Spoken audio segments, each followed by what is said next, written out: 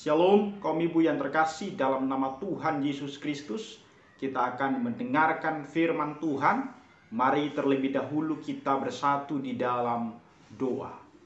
Bapa di dalam surga, kami sungguh bersyukur untuk waktu yang indah yang Tuhan berikan bagi kami pada saat ini. Kami rindu bersama-sama belajar kebenaran firman Tuhan. Mari buka mata rohani kami, supaya kami sungguh mengerti maksud Tuhan bagi kami lewat kebenaran firman-Mu. Terima kasih Bapa, berkatilah kami yang boleh mendengarkan. Berkatilah hamba-Mu di dalam menyampaikannya. Dalam Kristus Yesus kami bersyukur dan berdoa kepadamu. Amin. Kaum ibu yang terkasih dalam nama Tuhan Yesus Kristus, hari ini kita akan belajar satu topik, yaitu berbicara tentang kedewasaan rohani. Kaum ibu yang terkasih, dewasa itu bukanlah persoalan perihal apakah seseorang itu bertumbuh secara fisik semata. Kedewasaan seseorang bukan juga ditentukan apakah dia sudah sekian lama hidup, umurnya sudah berapa banyak. Jadi bukan berdasarkan berapa banyak usianya. Meskipun kadangkala umur bertambah, belum tentu cara pikir daripada seseorang itu sudah matang. Ada orang yang usianya sudah tinggi tetapi sifatnya masih seperti pola pikir daripada anak-anak. Di sisi lain, tidak sedikit juga orang yang usianya masih muda tetapi sudah menunjukkan kedewasaan dalam berpikir, di dalam bertindak, dan di dalam mengambil satu keputusan. Nah, hari ini kita akan belajar dari firman Tuhan bagaimana sesungguhnya kedewasaan rohani yang dimaksudkan oleh firman Tuhan. Jadi bukan hanya dewasa di dalam fisik, tetapi dewasa di dalam iman atau kedewasaan secara rohani. Karena kedewasaan rohani ini akan mengakibatkan banyak hal di dalam hidup orang yang dewasa secara rohani itu, berpengaruh terhadap kehidupannya, di dalam dia mengambil keputusan-keputusan, di dalam dia bersikap terhadap semua hal di dalam kehidupannya, dan juga akan berpengaruh kepada orang-orang di sekitarnya. Karena itu, mari kita membuka firman Tuhan dari kitab Efesus pasal yang keempat, ayatnya yang ke-11 sampai dengan ayatnya yang ke-16. Dan ialah yang memberikan baik rasul-rasul maupun nabi-nabi, baik pemberita-pemberita Injil maupun gembala-gembala dan pengajar-pengajar, untuk memperlengkapi orang-orang kudus bagi pekerjaan pelayanan, bagi pembangunan tubuh Kristus, sampai kita semua telah mencapai kesatuan iman dan pengetahuan yang benar tentang anak Allah, kedewasaan penuh dan tingkat pertumbuhan yang sesuai dengan kepenuhan Kristus, sehingga kita bukan lagi anak-anak yang diombang-ambingkan oleh rupa-rupa angin pengajaran, oleh permainan palsu manusia dalam kelicikan mereka yang menyesatkan. Tetapi dengan teguh berpegang kepada kebenaran di dalam kasih, kita bertumbuh di dalam segala hal ke arah Dia, Kristus yang adalah kepala. Daripadanya lah seluruh tubuh yang tersusun rapi dan diikat menjadi satu oleh pelayanan semua baginya, sesuai dengan kadar pekerjaan tiap-tiap anggota, menerima pertumbuhannya dan membangun dirinya dalam kasih. Sedemikian jauh pembacaan firman Tuhan. Diberkatilah kita yang mendengarkan firman Tuhan dan melakukannya. Kaum ibu yang terkasih dalam nama Tuhan Yesus Kristus, kedewasaan rohani di dalam kehidupan orang-orang Kristen itu digambarkan sebagai sesuatu yang hidup. Jadi iman Kristen itu adalah sesuatu yang hidup, bertumbuh, berproses atau dinamis. Dia tidak statis, dia tidak diam, tetapi dia mengalami yang namanya proses untuk mengalami pertumbuhan. Proses itu ibarat manusia yang bertumbuh dari anak-anak menuju kepada dewasa. Atau kalau kita menggambarkan satu pohon yang bertumbuh dan berakar serta kemudian akhirnya besar dan menghasilkan buah. Di dalam Alkitab kita melihat ada petunjuk-petunjuk dan ajakan-ajakan supaya setiap orang-orang yang sudah mengalami Kristus di dalam hidupnya, dia juga mengalami pertumbuhan di dalam Kristus. Makanya Alkitab dengan tegas menolak iman yang mati atau iman yang statis. Tetapi dia mengharapkan iman daripada orang-orang percaya itu adalah iman yang dinamis, iman yang mengalami proses, iman yang mengalami pertumbuhan. Sehingga iman kita menjadi dewasa secara iman atau secara rohani. Kaum ibu yang terkasih, kedewasaan rohani itu tidak diukur dari status kita. Apa yang menjadi jabatan kita di dalam gereja, di dalam pelayanan yang Tuhan percayakan bagi kita. Kedewasaan rohani juga tidak diukur dari seberapa besar berkat Tuhan yang kita terima di dalam hidup kita. Itu juga tidak diukur berapa lama menjadi pengikut Tuhan Yesus. Dan juga nggak diukur berapa lama kita sudah bergereja, berapa lama kita sudah mengikuti pelayanan, ataupun berapa lama kita sudah hidup di tengah-tengah dunia ini dan mengikuti segala macam kegiatan-kegiatan kerohanian. Tetapi kedewasaan rohani itu diukur dari apa? Diukur dari pengenalan akan Tuhan dan iman yang semakin bertumbuh. Ini penting. Jadi kedewasaan rohani itu bukan diukur dari seberapa banyak kita melayani, seberapa banyak kita menjadi MC, seberapa banyak kita berkhotbah, seberapa banyak kita menjadi liturgis, atau segala sesuatu yang kita lakukan di tengah-tengah gereja. Tetapi kedewasaan rohani itu diukur dari seberapa dalam kita mengenal siapa itu Yesus, dan atau seberapa dalam kita, iman kita itu bertumbuh di dalam Kristus. Kaum ibu yang terkasih, sering sekali iman ataupun orang Kristen yang tidak bertumbuh itu digambarkan sama seperti bonsai. Bonsai itu tetap dia, walaupun dia sudah dewasa, tetapi dia tetap kerdil. Sebenarnya seperti itulah hidup orang-orang Kristen, orang yang tidak bertumbuh. Jadi secara jasmani, dia sudah punya usia yang lama, dia sudah dewasa, tetapi tidak mengalami pertumbuhan secara rohani. Dan orang yang tidak mau bertumbuh sebenarnya sama dengan mati. Jadi orang yang secara fisik dia hidup, dia bertumbuh secara fisik, tetapi secara rohani dia tidak bertumbuh, sebenarnya dia sama dengan orang yang sudah mati. Karena apa? Karena orang yang mengalami Kristus di dalam hidupnya, dia akan mengalami pertumbuhan semakin dewasa. Di dalam Ibrani pasal yang kelima, ayat 12 sampai dengan 13, penulis Ibrani mengatakan, sebab sekalipun kamu ditinjau dari sudut waktu, sudah seharusnya menjadi seorang pengajar.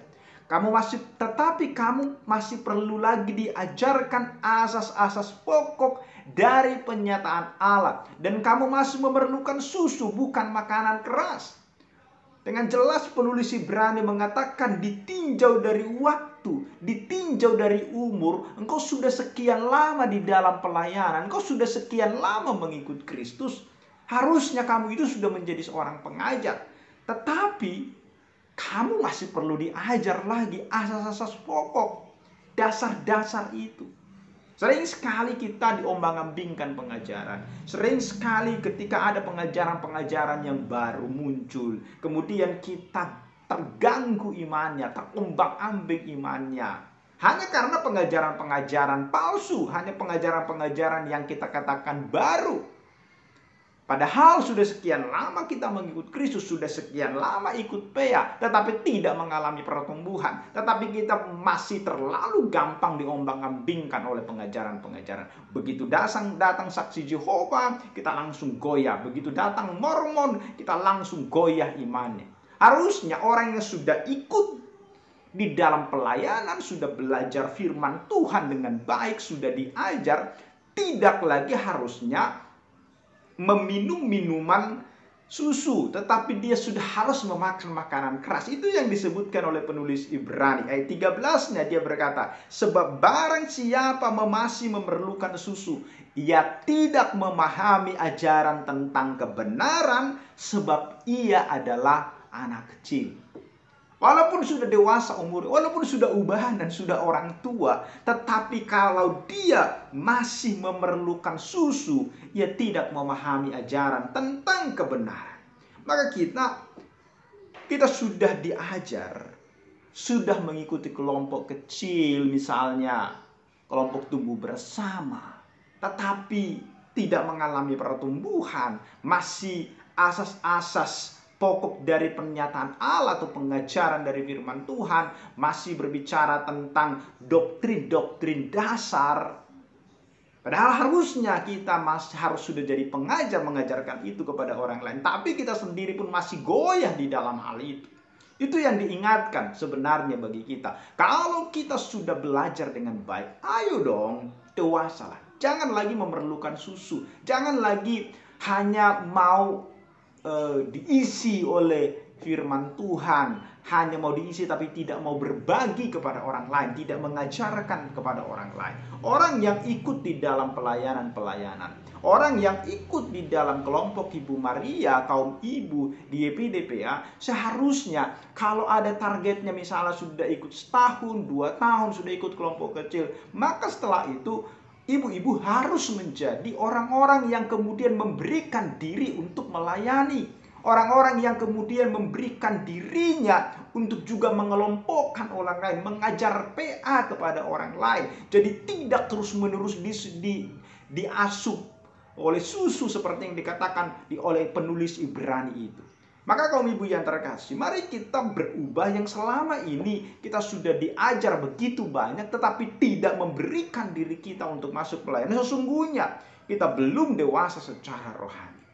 Jadi pertumbuhan itu, begitu kita percaya kepada Kristus, kita disebut sebagai bayi rohani. Kemudian kita remaja atau anak-anak secara rohani, kemudian kita mengalami kedewasaan secara rohani dengan belajar firman Tuhan, dan tujuan akhirnya adalah kita di dalam semua proses di dalam hidup kita ini adalah untuk sama seperti siapa? Seperti Kristus yang adalah gambaran yang mau kita tuju itu. Jadi kita mau sama seperti Kristus, dan kita harus mengalami proses dari bayi rohani, anak-anak, kemudian dewasa. Dan di dalam itu ada banyak pergumulan, ada banyak persoalan yang kita alami. Dan semua itu akan membuat kita semakin dewasa di dalam Tuhan. Jadi bersyukur untuk segala sesuatu yang kita alami di dalam hidup kita. Karena itu adalah proses kita untuk mengalami kedewasaan rohani. Jadi jangan lari dari persoalan. Jangan kemudian kita tidak menghadapi masalah di dalam hidup kita. Karena semua itu akan membuat kita semakin dewasa di dalam iman kita. Di dalam pengenalan yang benar akan Kristus Yesus. Itu yang disebutkan oleh firman Tuhan bagi kita hari ini. Tujuan akhir daripada pertumbuhan rohani adalah kita menjadi sama seperti Kristus. Dan saya katakan tadi, itu memerlukan proses-proses di dalam kehidupan kita. Ada banyak mitos-mitos tentang kedewasaan rohani yang disebutkan di sekitar kita. Tadi saya sudah menyinggung itu. Misalnya, sudah lama ikut dalam kegiatan gereja, maka pastilah sudah dewasa rohani. Saya katakan belum tentu. Orang yang sudah ikut kegiatan di gereja itu sudah dewasa secara rohani. Nanti begitu ada masalah, ada problem, sakit hati, pelayanan ditinggalkan. Yang kedua, ada mitos juga kalau sudah banyak baca Alkitab, menghafal ayat, sudah pasti dewasa rohani. Belum tentu.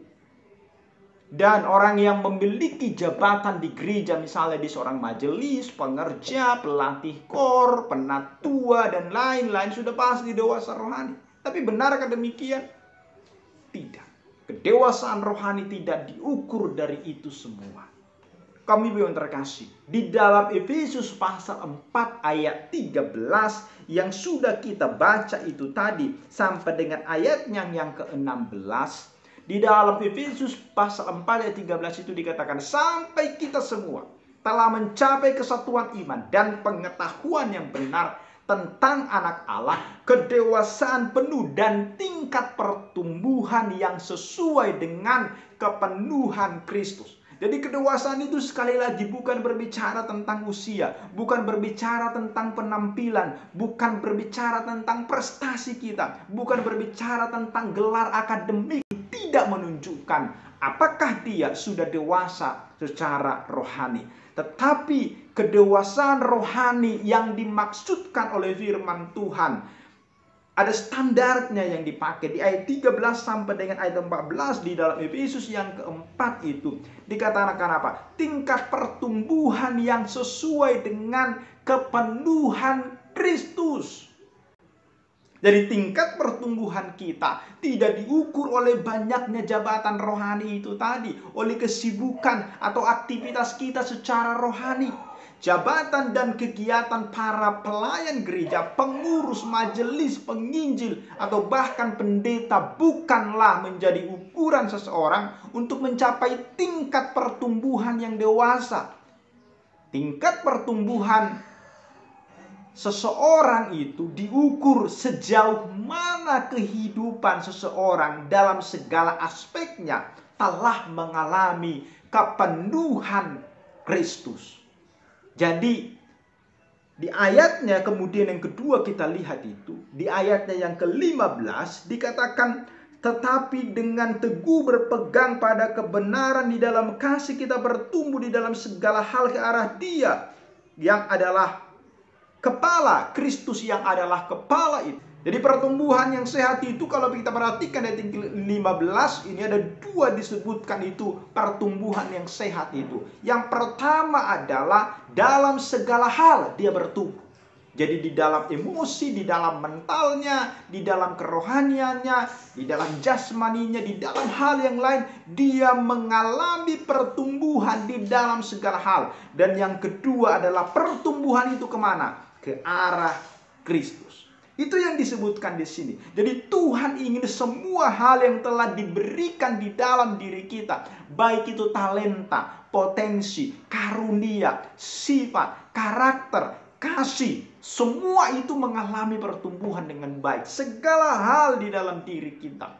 Jadi pertumbuhan dalam segala hal tersebut membuat hidup seseorang dia akan semakin terarah kepada Kristus itu.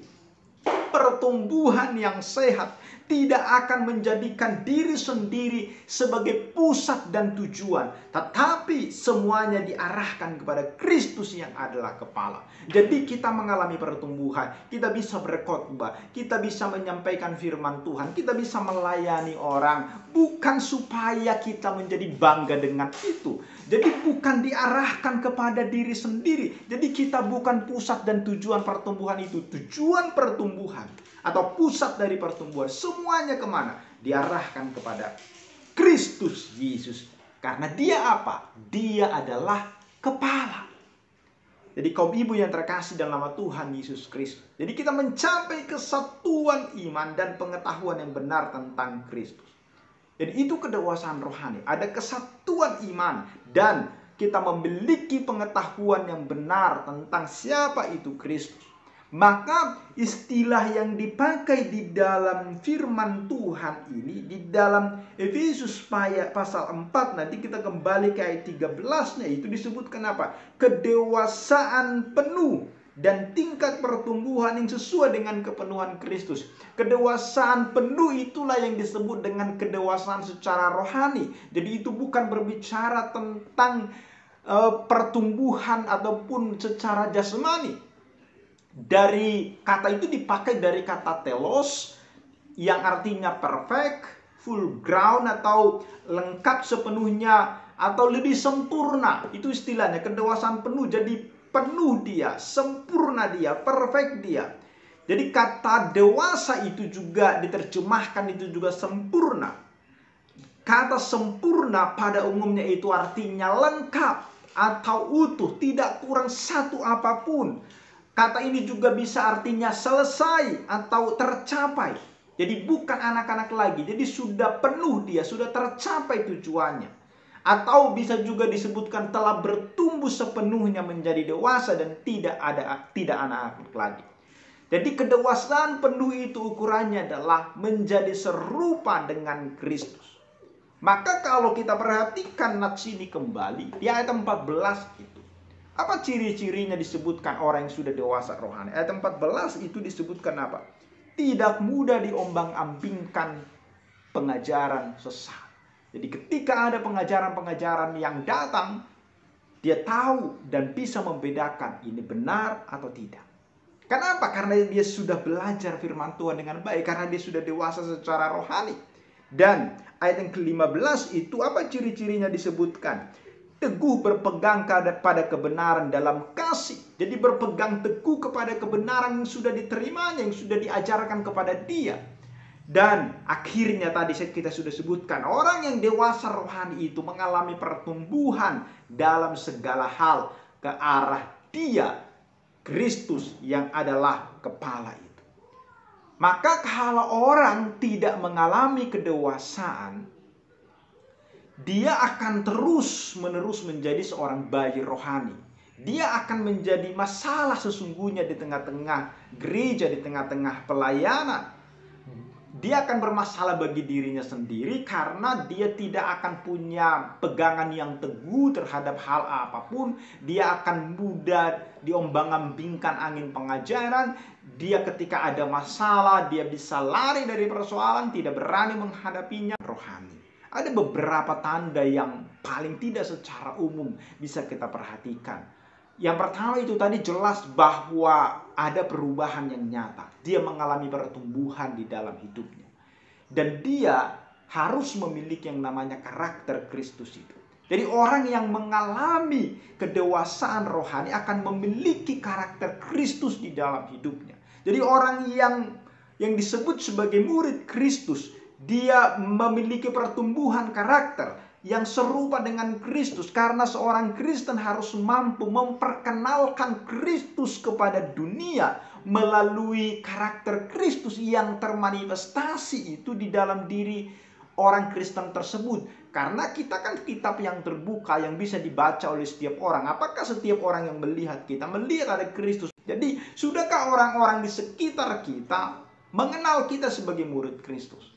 Dengan jelas Alkitab mengatakan bahwa seorang murid Kristus harus merefleksikan kemuliaan Allah di dalam dirinya. Kita bisa baca itu di dalam 2 Korintus pasal yang ketiga ayat yang ke-18.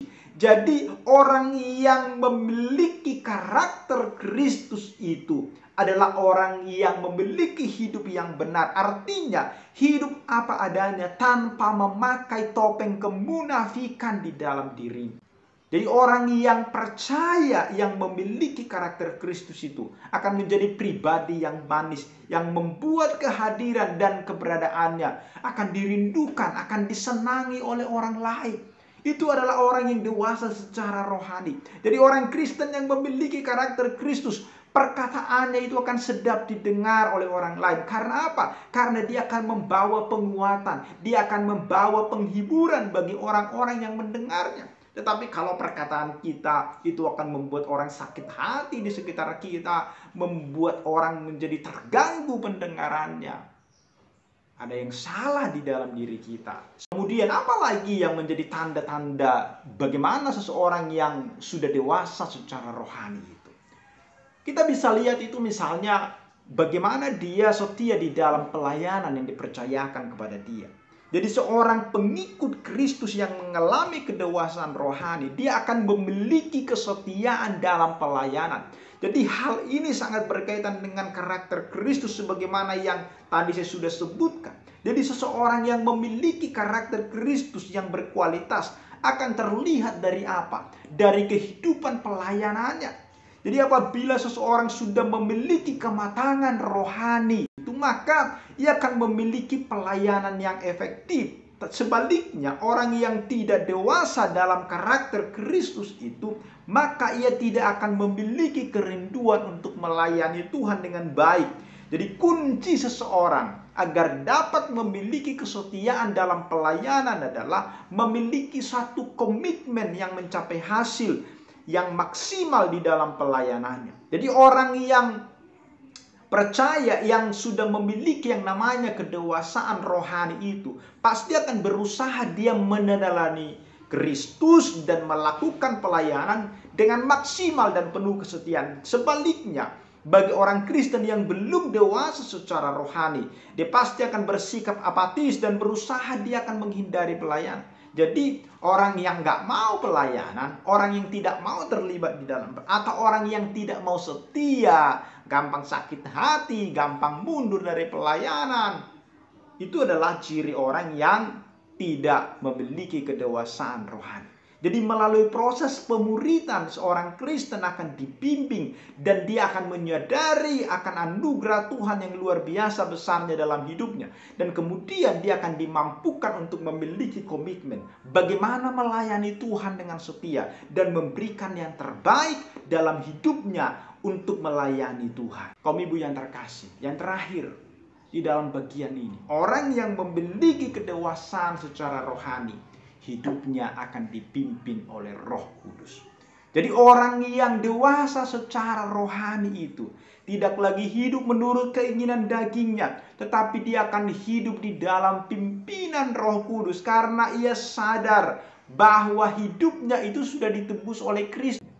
Paulus mengatakan, barang siapa telah menjadi milik Kristus, ia telah menyelipkan daging dan segala hawa nafsu dan keinginannya. Galatia pasal yang kelima ayat ke-24.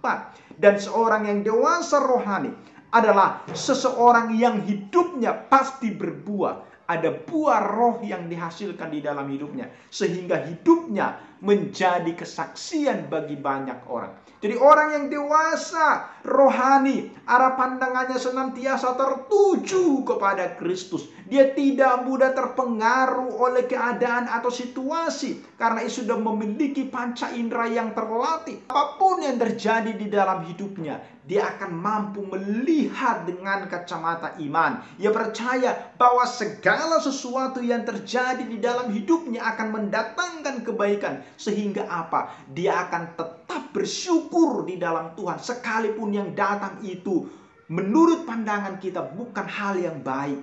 Maka orang yang sudah dewasa secara rohani, dia akan tetap mampu mengatakan, Tuhan, aku bersyukur atas peristiwa yang tidak mengenakan ini. Jadi bukan di dalam hal yang baik saja, di dalam hal yang tidak baik pun dia akan tetap mampu bersyukur. Dan itu akan membedakan dia dari anak-anak atau kanak-kanak rohani yang karena kerohaniannya masih suam-suam kuku. Jadi dia mudah sekali goyah, terombang-ambing oleh situasi. Percaya kepada Kristus tapi masih memiliki ketakutan, kekhawatiran yang berlebihan. Karena apa? Karena arah dan pandangan hidupnya masih kepada dunia ini. Bagaimana dagingnya, tubuhnya disenangkan. Itu saja yang menjadi keinginannya. Di ayat yang ke-16 kita lihat pertumbuhan yang bersumber kepada Kristus. Daripadanya lah seluruh tubuh yang rapi tersusun dan diikat menjadi satu oleh pelayanan semua baginya, sesuai dengan kadar pekerjaan tiap-tiap anggota, menerima pertumbuhannya dan membangun dirinya di dalam kasih. Jadi pertumbuhan itu bersumber dari siapa? Dari Kristus. Sumber kehidupan yang memberikan pertumbuhan itu bukanlah dari hamba-hamba Tuhan, bukanlah dari lembaga gereja, bukanlah dari organisasi pelayanan atau dari keluarga, tetapi dari siapa? Berasal dari Kristus yang mengalir di dalam kehidupan kita. Ketika kita berpegang teguh pada kebenaran yang melekat pada tubuh Kristus, hidup dalam kasih dan pekerjaan baik. Karena kalau kita berkata itu dari lembaga gereja, daripada pelayan, benar mereka dipakai Tuhan untuk kita mengalami proses di dalam hidup kita. Tapi sumber pertumbuhan itu bukan dari mereka. Mereka hanya sebagai alat yang dipakai oleh Tuhan. Karena sumber utamanya itu adalah dari Kristus. Jadi orang yang bisa mengalami proses pertumbuhan yang seperti itu, Tuhan telah mengaruniakan. Memang Tuhan sudah memberikan. Kalau kita membaca nanti itu di ayat 11 dan 12 itu, Tuhan sudah memberikan setiap jemaat lokal untuk apa? Memperlengkapi kita dalam segala hal sehingga kita bisa berfungsi sebagaimana mestinya dalam tubuh Kristus itu. Untuk itu mari kita dengan rendah hati dan lembut hati mau tunduk di bawah otoritas pemimpin rohani juga. Sekalipun bukan mereka sumbernya, tetapi mereka dipakai oleh Tuhan untuk memproses kita mengalami pertumbuhan itu. Mari kita juga mau diajar, dipimpin demi kita mengalami pertumbuhan kedewasaan rohani. Jadi kalau kita lihat di dalam hidup kita ini, mari kita nilai diri kita masing-masing. Sejauh mana kita memanfaatkan sumber-sumber yang sudah kita ada selama ini kita di dalam pelayanan. Sejauh mana itu menolong pertumbuhan rohani kita. Apakah dengan belajar firman Tuhan, PA pribadi dan PA secara kelompok itu, berapa banyak itu memberikan pertumbuhan rohani kita. Dengan doa-doa kita misalnya, doa bersama kah, doa pribadi kah, seberapa banyak itu memberikan pertumbuhan terhadap kerohanian kita. Mengikuti persekutuan, mengikuti kebaktian, baik di gereja, di YPDPA, melalui kaum ibu, berapa banyak itu memberikan pertumbuhan di dalam hidup kita. Dan ketika kita bersekutu dengan saudara-saudara seiman, di dalam pertemuan-pertemuan kah, di dalam banyak hal-hal kegiatan-kegiatan, seberapa banyak itu memberikan pertumbuhan secara rohani kita. Dan di dalam diri kita, kerinduan kita, batin kita untuk bertumbuh secara pribadi, kemauan kita, seberapa banyak itu menolong kita untuk bertumbuh. Dan ketaatan kita kepada Allah, seberapa banyak itu membuat kita, menolong kita untuk mengalami pertumbuhan rohani. Maka saya mau katakan adalah, terakhir di dalam bagian ini, apa yang sudah saya sebutkan itu tadi, pertumbuhan yang sehat tidak akan menjadikan diri sendiri sebagai pusat atau tujuan, tetapi semuanya diarahkan kepada Kristus, karena Dia adalah kepala dan kita adalah tubuh yang harus terus mengikut Dia di dalam kehidupan kita. Maka bagaimana dengan kita, kaum ibu yang terkasih? Apakah kita sekarang sudah menjadi orang yang sudah dewasa rohani, atau masih kanak-kanak secara rohani? Kita tahu dan kita bisa menilai itu. Tapi saya mau katakan, orang Kristen yang tidak mau bertumbuh, sesungguhnya mereka sama seperti orang yang sudah mati. Maka hari ini ketika kita mendengarkan firman Tuhan ini, jangan terus mau disuapi, diberikan susu. Padahal kita sudah lama menjadi orang Kristen. Sudah lama lahir baru. Hari ini mari kita mau bertumbuh. Mari kita menjadi orang yang dewasa. Kita mampu menatap dunia ini, melihat dunia ini dengan perspektif yang berbeda. Karena Kristus sama, sudah diberikan bagi kita. Roh Kudus ada pada kita masing-masing. Hanya mau nggak kita bertumbuh? Mau nggak kita dewasa secara rohani? Biarlah Tuhan akan terus boleh memperlengkapi kita. Amin. Mari kita berdoa. Bapa, kami bersyukur atas firman-Mu yang sudah kami dengarkan. Mengingatkan kami hari ini bahwa Tuhan itu adalah Tuhan yang ajaib dalam hidup kami. Kristus telah memberikan teladan dan contoh dalam hidup kami.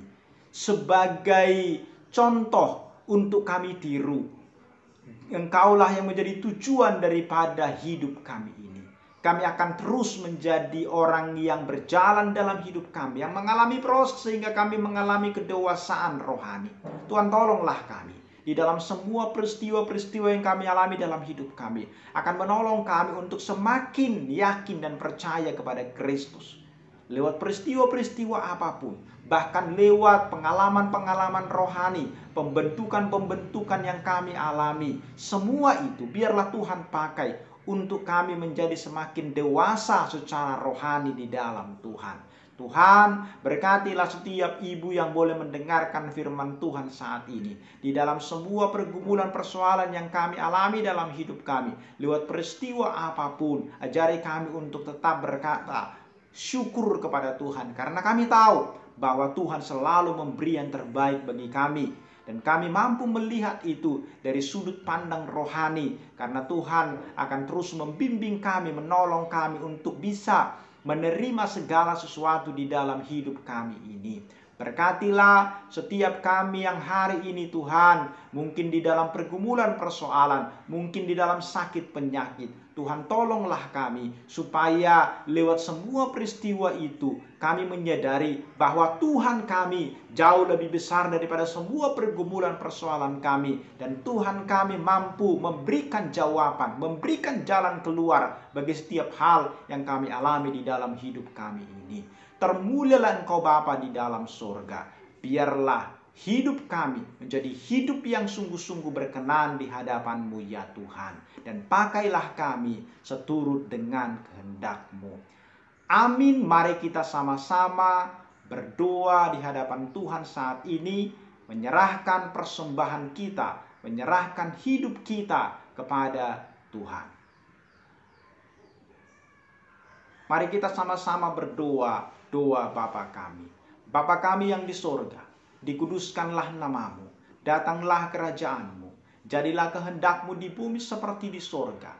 Berikanlah kami pada hari ini makanan kami yang secukupnya, dan ampunilah kami akan kesalahan kami, seperti kami sudah mengampuni orang yang bersalah kepada kami.